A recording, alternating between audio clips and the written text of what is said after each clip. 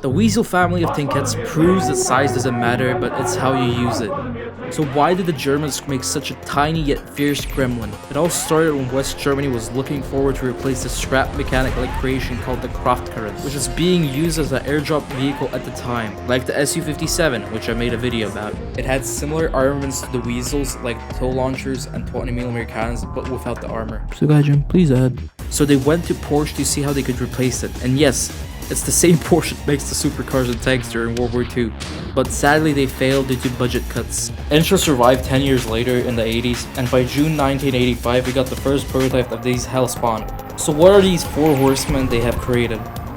The first of them being the Mark 20, which was armed with a 20mm cannon on top, which had a dew-fed magazine which allowed very fast switching between AP and HE. Gaijin, please fix. One of the other variants was the Tow Weasel, which, guessing by its name, had a tow launcher.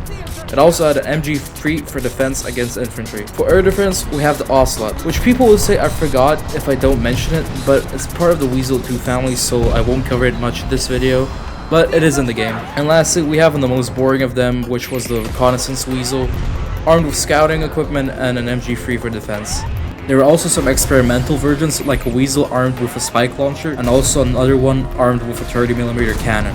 So how did the Bundeswehr use the Weasel? When troops needed quick armor support, they would call them in. One of the main problems of the Weasel was it being so cramped, which led to the development of the Weasel 2. Like and subscribe or I'll drop a fucking Weasel on you.